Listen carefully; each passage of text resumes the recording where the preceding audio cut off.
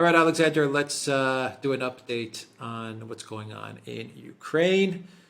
On the ground, not much. Bakhmut, from what I've read, is about to fall.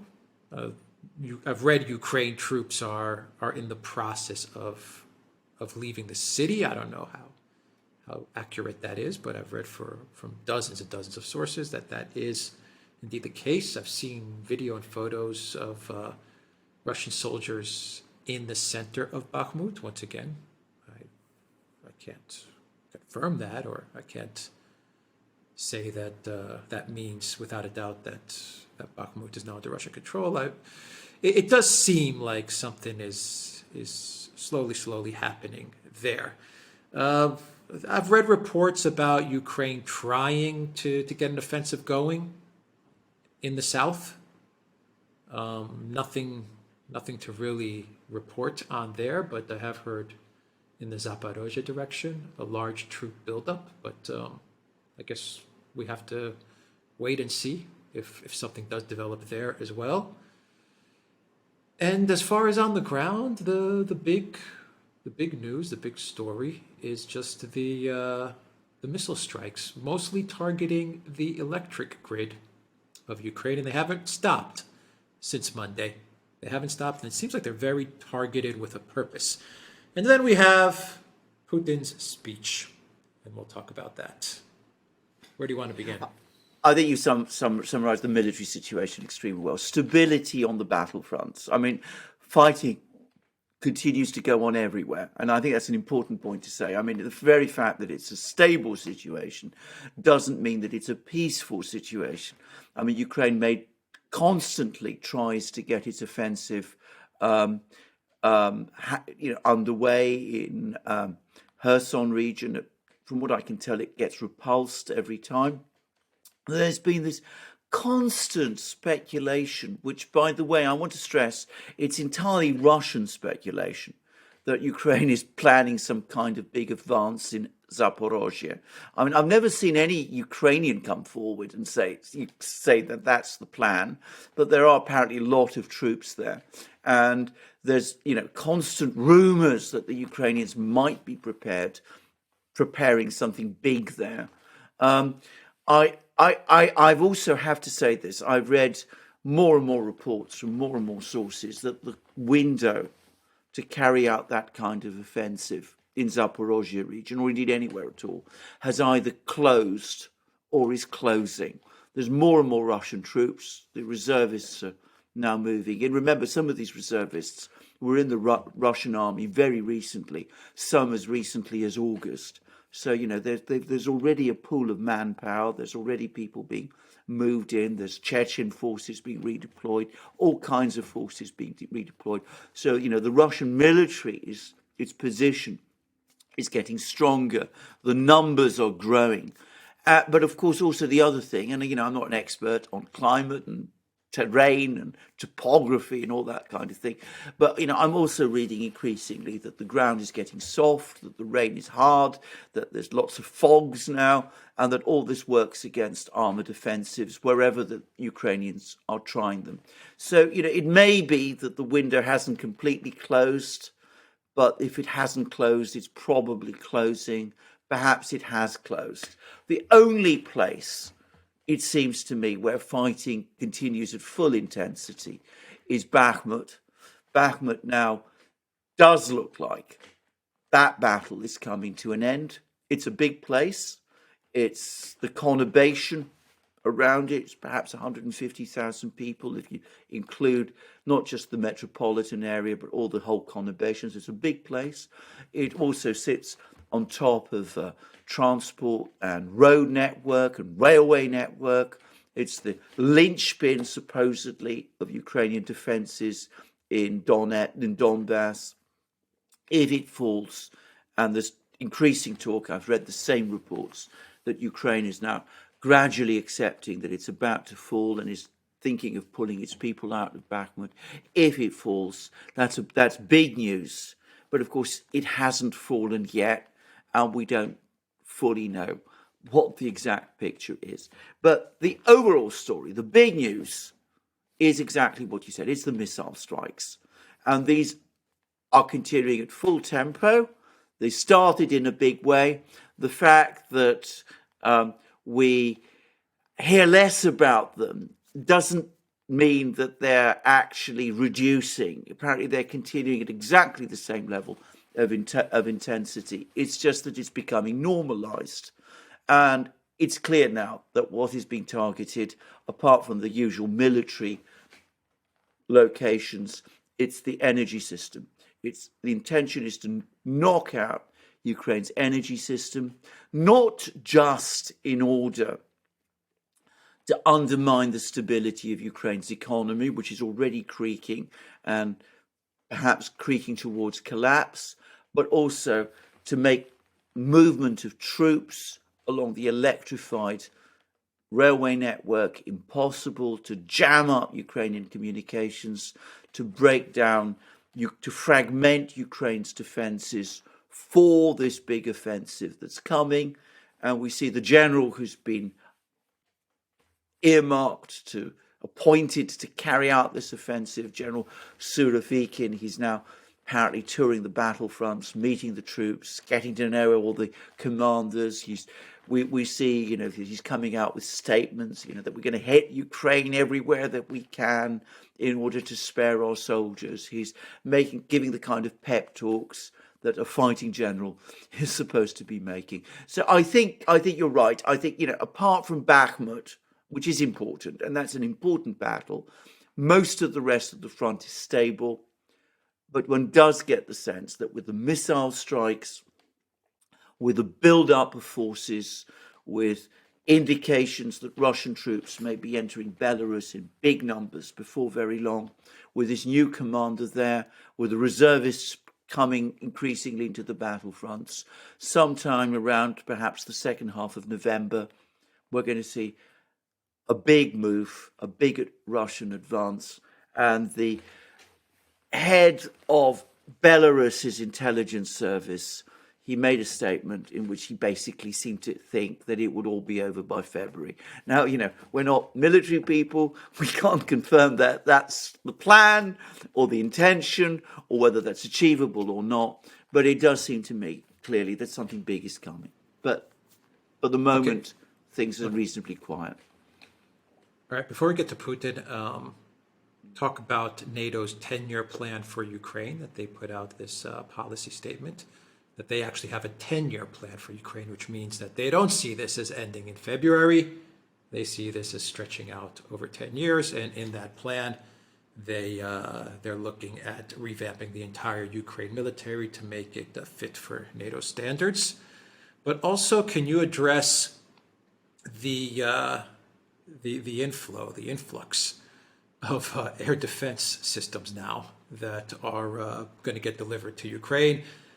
I have said in many videos on my channel, Alexander, as well as on the Duran, we've talked about this, that going back to last week, Bilaya Tserkov and the drone strike in Kiev, to me, it's signaled that Ukraine's air defenses were not all there. Something was missing. There were holes. And now that those holes have been completely exploited by the Russian military with the missile strikes, it looks like you're now moving to another extreme, which is instead of just getting a capable missile defense system in place to protect, your capital city. They left their capital city exposed, but instead of just getting a capable missile defense system in place, which I imagine would take time and manpower and stuff like that, they're getting everything now. They're getting missile defense systems from the Netherlands, from the UK, from France, from the US, from Germany, before Germany even gets their missile defense systems delivered to the German military. It's going to Ukraine. So, from one extreme, now we've moved to another. And also, this is connected to the missile defense system topic. Is it true that what we're seeing from Russia is only maybe 5 or 10% of their capacity with regards to the damage that they can do with their missile strikes? I've read in numerous posts that this is just, like you said, it's just like a probing activity. In other words, this is nothing what we're seeing right now of what the Russian military can deliver as far as missile strikes against an enemy. Is this true? Well, of course, we don't know that it's true. And if you believe what the Ukrainians tell us and what the British tell us and all sorts of people, commentators in the Western media tell us, the Russians are, using up the few missiles that they still have left. Even, Alexei Arestovich, Zelensky's spin doctor, says this is all good news that Ukraine has been hammered in this fashion because it means that Russia was going to run out of missiles even more quickly.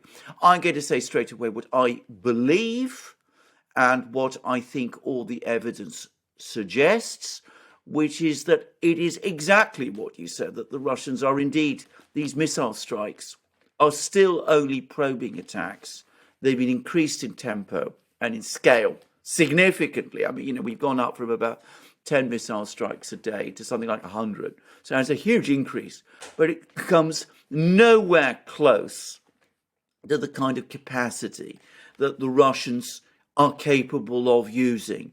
And that brings us directly back to your point about the air defense system, because you're quite right. Ukraine had it was a very dense air defense system at the start of the war. It's now quite clear that it's on the brink of total collapse. Clearly, months of hammering away at it by the Russians have had effect. 100 missiles a day have completely overwhelmed it. It's obviously not functional.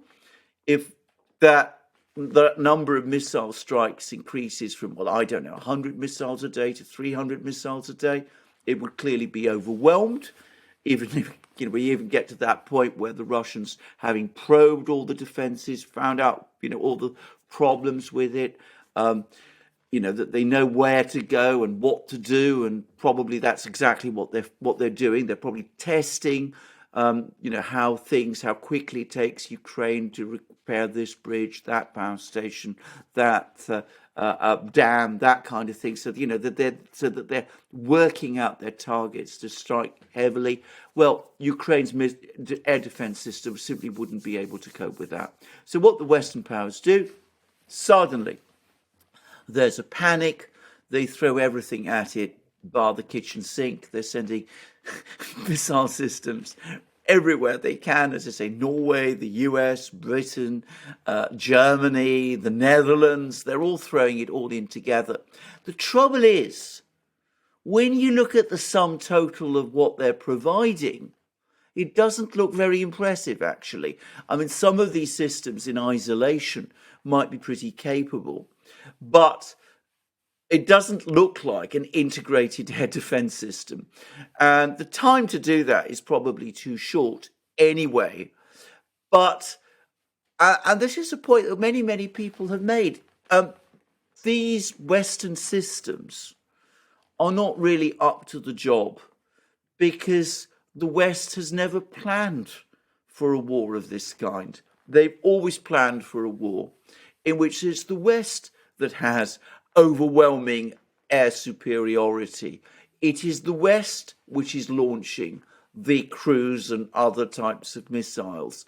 They haven't really developed missile systems of the level of sophistication that the Russians have and of the level of density that would be needed to plug the gaps. So any Western system that's hurriedly cobbled together and transported to Ukraine would probably be overwhelmed over time in exactly the same way as the Ukrainian system is. And note that this is all happening, all these missile strikes, they're happening with essentially subsonic missiles. I mean, these are subsonic Russian cruise missiles and, drones and all that kind of these kamikaze drones, which it's clear the Ukrainians don't know how to cope with. The Russians aren't yet using their hypersonic missiles, which everybody, up to and including Biden himself, has admitted the West has no counter to. So, I can't see that this is going to make any significant or effective difference. So, yes, I think you're right. The air defense system, the Ukrainian air defense system, is collapsing. Yes, I also think that this isn't, the really big strike. I think that's still coming. I think that will coincide with the Russian ground offensive, probably the second half of November. The US and the Western powers are throwing everything they can to plug the holes, but I don't think that will plug the holes. And as for these 10-year plans for Ukraine, to be straightforward about it, if you look at all the statements that have been churning out, the West has been churning out over the last couple of days, they look increasingly declamatory to me. They've been caught with these massive Russian missile strikes. They have a Ukrainian offensive which looks like it's run out of steam now. It's come to a stop. Perhaps something will be tried in Zaporozhye. Perhaps there'll be some breakthrough in Kherson. I don't know. But for the moment, they haven't achieved any advances now for 10 days. Just a long time in an offensive of this kind. The Russians are getting stronger. The weather is changing. They don't really know what to do in the West about this. Stoltenberg, the NATO Secretary General, has said if Russia wins in Ukraine, it's a defeat for NATO. So they have to appear to do something. So they send everything they have in terms of air defense systems, inadequate though that probably is. And of course, they whistle in the wind. They come up with 10-year plans of how they're going to help Ukraine, even though it's looking increasingly unlikely that Ukraine has those 10 years or anything like that. I can remember, by the way, the same thing happening with South Vietnam, all kinds of, long-range plans for South Vietnam. We both remember Afghanistan, lots of, big plans about how they were going to change Afghanistan. Same with Iraq. We're starting to see the same with Ukraine now. I don't think anybody really believes them, but at least it gives the appearance of confidence, the sense that, we're going to pull things round. There will still be a Ukraine. We're still going to achieve some kind of victory, even though that's beginning to look increasingly unlikely. All right. Let's talk about Putin's speech at the Energy Summit in Moscow. Said a lot of interesting things. No. What do you Very think is most interesting?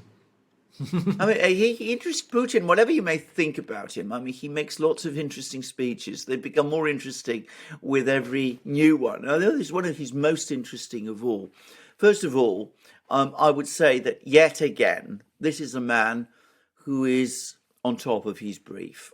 He knows the energy system. He has all the facts at his fingertips.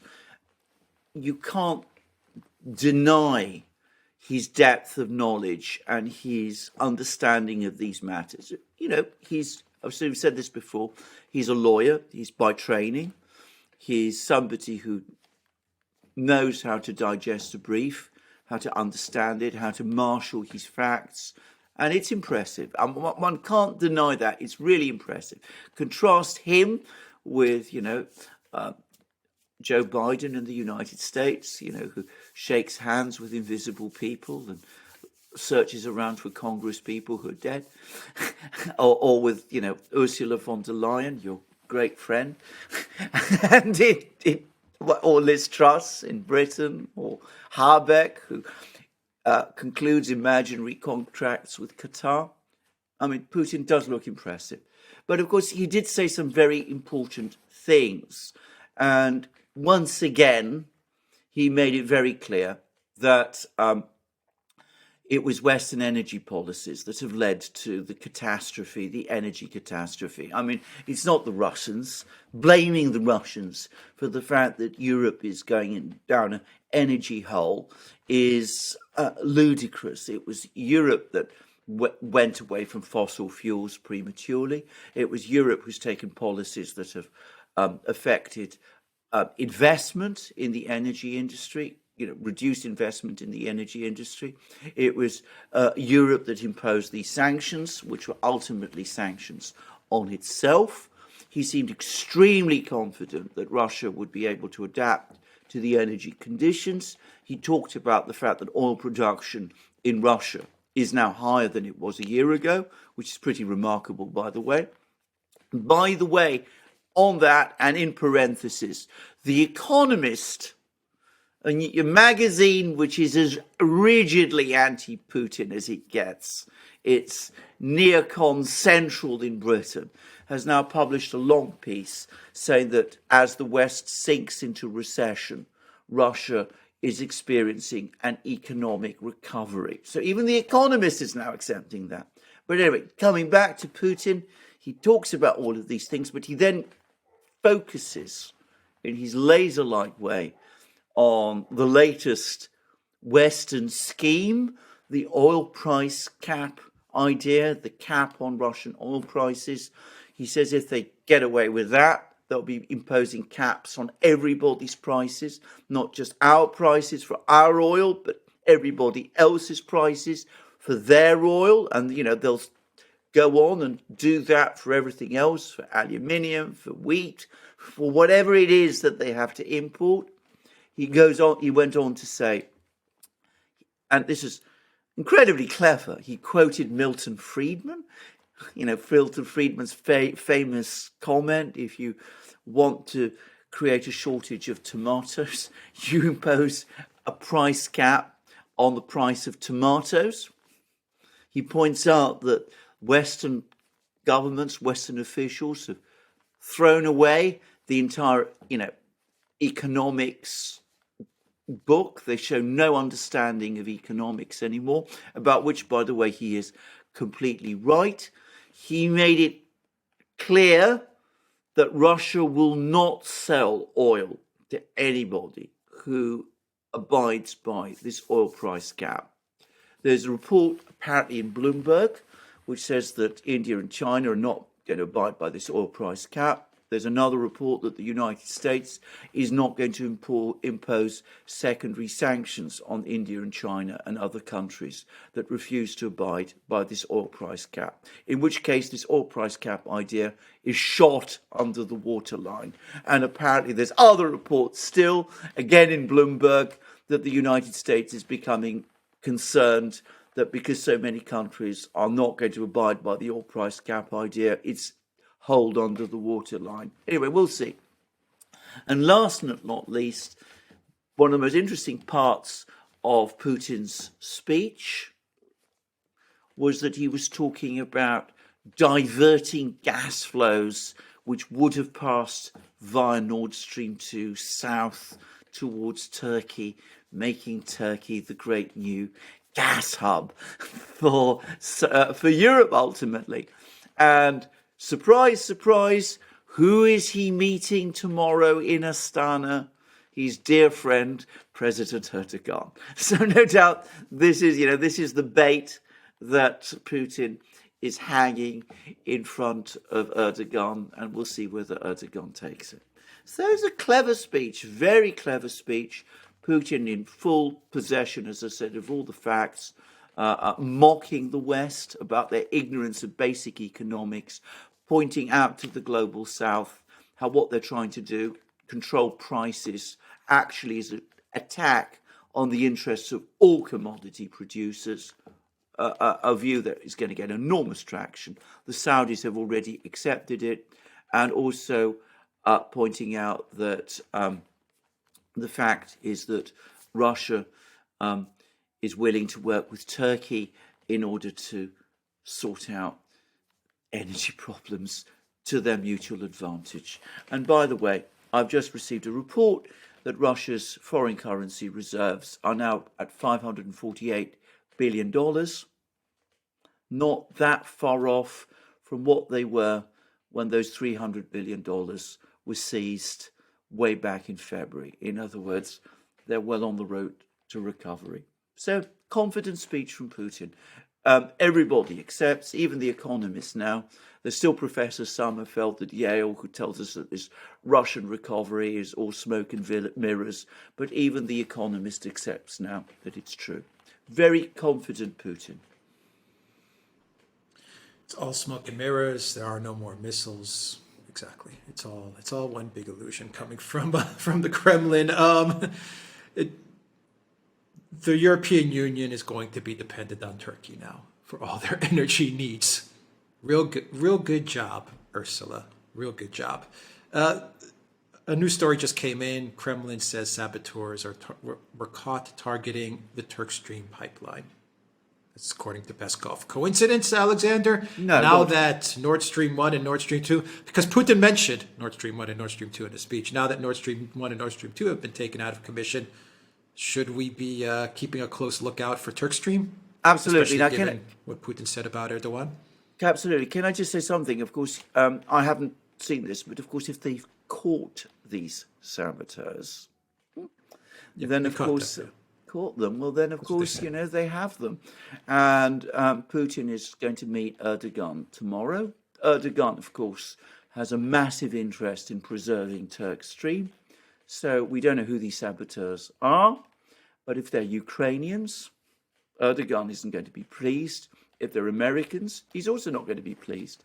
So, conveniently timed from Putin's point of view. Interesting to know who exactly caught them. Was it the Russians? Was it the Turks? Was it both of them? How was it done? That's an important story. Russians. Well, According to Peskov. Let me read you the quote real quick. It's not a long post, it's like a paragraph. Certain forces have already made an attempt on Turk Stream. These saboteurs have been caught and several people have been arrested. They wanted to blow it up on our territory, on our soil, Dmitry Peskov said. Well, there you go. So it's a big story. This is a huge story.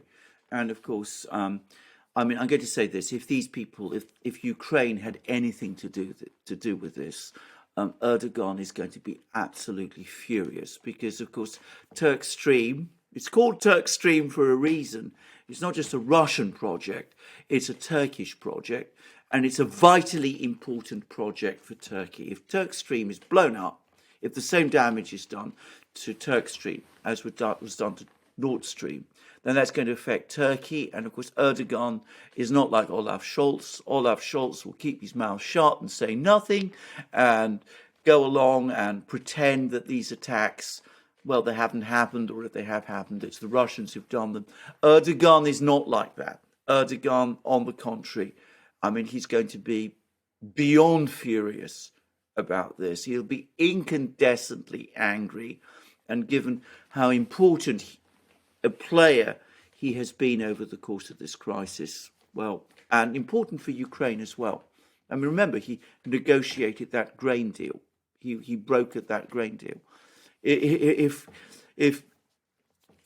Ukraine was involved and is paying him back in that kind of way, well, the great bromance between Turkey and Ukraine, between Erdogan and Zelensky, may be about to end. Conveniently timed, absolutely. All right, theduran.locals.com. You will also find us now on Rockfin as well. I'll put a link down below. And the Duran shop, 10% off. Use the code GOODDAY. Take care.